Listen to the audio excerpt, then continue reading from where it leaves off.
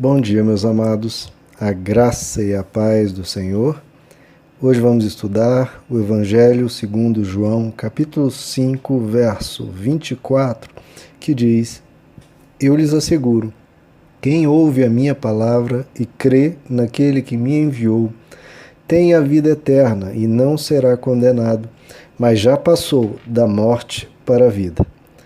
Bom, queridos, nesse pequeno verso, continuando um discurso longo de Jesus aos judeus que queriam matá-lo pelo crime de ter curado um paralítico. E Jesus continua dizendo, e ele diz que quem ouve a palavra dele, então veja o poder do que Jesus está dizendo. Ele não está falando quem ouve o que foi escrito no Antigo Testamento, não, ele está falando sobre o que ele está ensinando. Ali, bastando ouvir a palavra dele. Mas a palavra dele, você pensa, não é também o Antigo Testamento? Bom, queridos, quando Jesus se refere ao Antigo Testamento, ele fala as Escrituras, ou fala a lei e os profetas, ou fala a lei, os salmos e os profetas. Não, o que ele está falando do que ele ensinou, o que está registrado nos Evangelhos. Não que o Antigo Testamento e as Escrituras como um todo não tenham um valor imenso, mas Jesus aqui está mostrando o tamanho da autoridade dele, que o ensino dele já basta para que uma pessoa seja salva, ou seja, você crer que Deus veio em carne, tudo o que ele ensinou, a sua morte na cruz, a sua ressurreição, que é basicamente o que os apóstolos pregavam em 100% dos registros de pregações dos apóstolos, essa era a mensagem. Essa palavra apenas é suficiente para a salvação de uma pessoa. Ele diz a mesma coisa no capítulo 8, no verso 51, ele diz, em verdade vos digo, se alguém guardar a minha palavra, nunca verá a morte.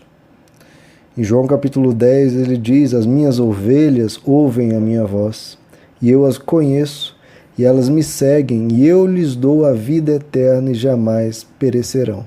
Ninguém as arrebatará da minha mão. Então, queridos, é ouvir Jesus, é seguir Jesus para ter a vida eterna. E quem não segue alguém tão doce, tão maravilhoso, tão altruísta, tão misericordioso, e alguém que dá a vida por nós, meu Deus, eu não sei o que mais alguém poderia pedir. É infinitamente mais do que qualquer um poderia sonhar. Ele diz, quem ouve a minha palavra e crê naquele que me enviou. Sim, confia em Deus, crê em Deus. No capítulo 12, no verso 44, Jesus diz que quem crê em mim, crê não em mim, mas naquele que me enviou.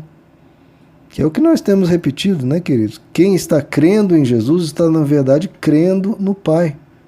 Porque eles são um só e, principalmente, porque Jesus é quem revela quem o Pai é. É Jesus que revela Deus a todos nós.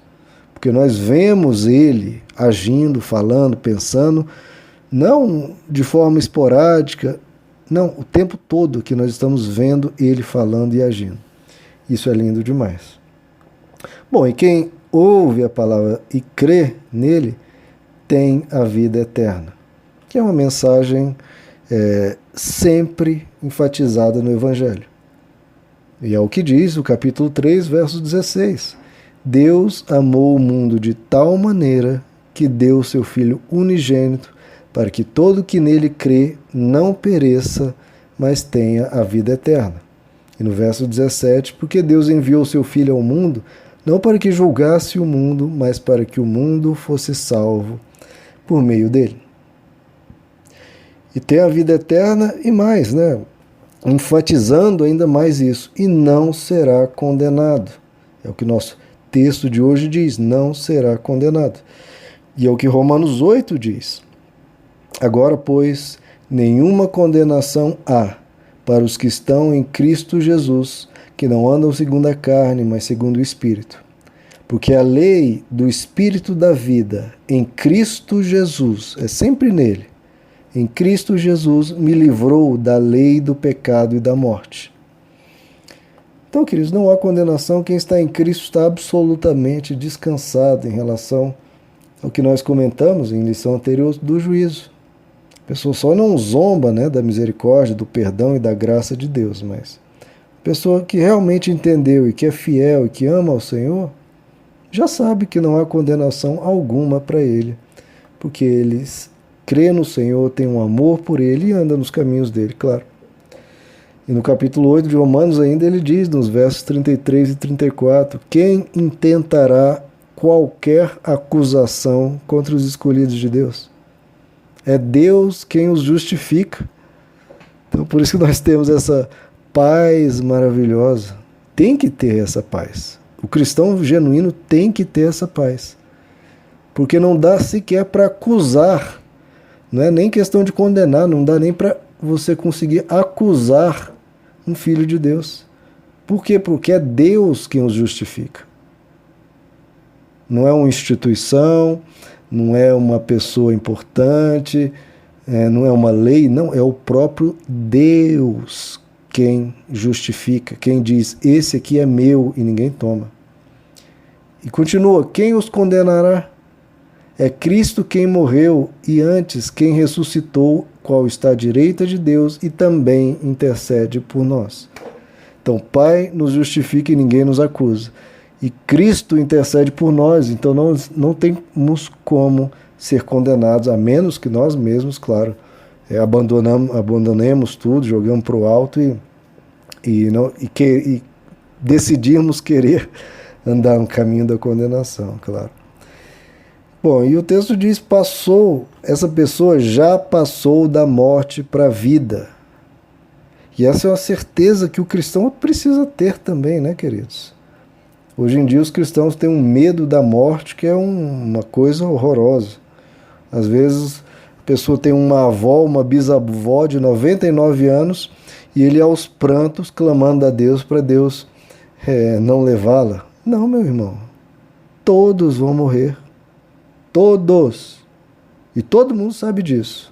Todo mundo sabe disso. Não é uma história nova, não é algo que eu estou contando aqui que você não sabe. E não é para ser um assunto pesado, porque todo mundo já sabe disso.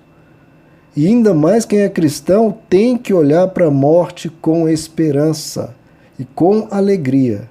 Porque aqueles que morrem vão para junto do Senhor.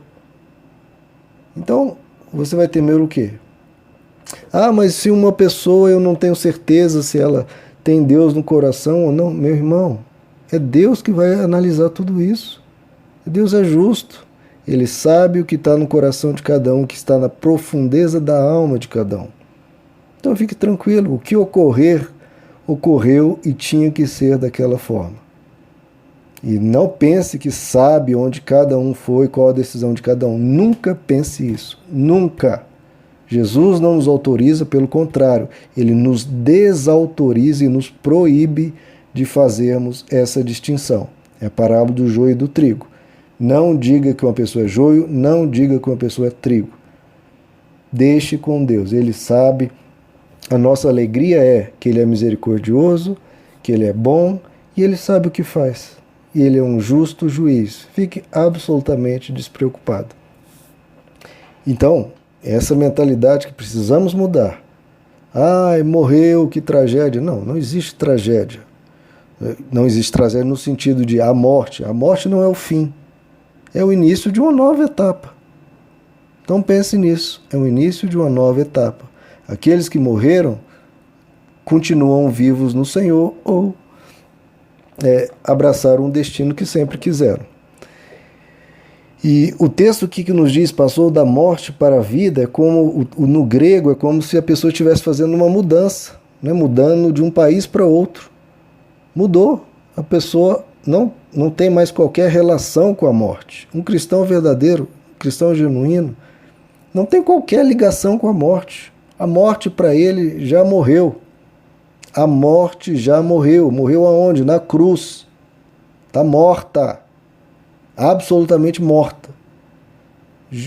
O apóstolo Paulo diz, ó morte, onde está o teu aguilhão? Onde está a sua força?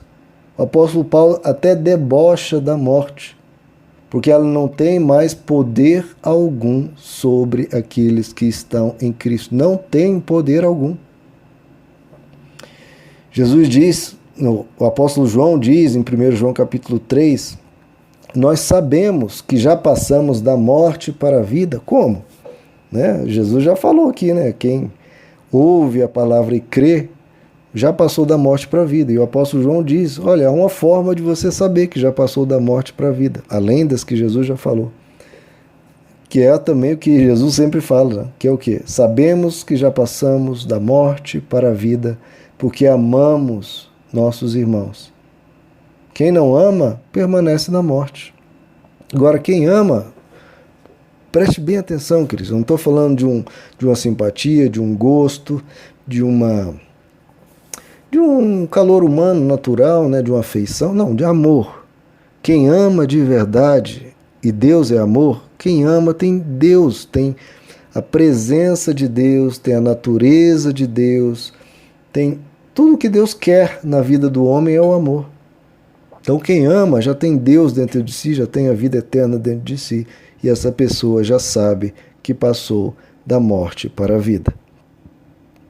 Então, queridos, olhe para a morte como o apóstolo Paulo debochando dela. Se você vive, como comentamos em outra lição, vivemos para o Senhor. Se morremos, morremos também para Ele. Morremos no sentido de ir para Ele segundo a vontade dEle. Tudo que ocorrer na nossa vida é para Ele. Se viver, glória a Deus, que a vontade dEle continue, se for essa de vivermos. Se a vontade dEle foi que partimos, que a gente parta. Com toda tranquilidade, com toda esperança, com toda alegria, porque vamos para a nossa morada eterna.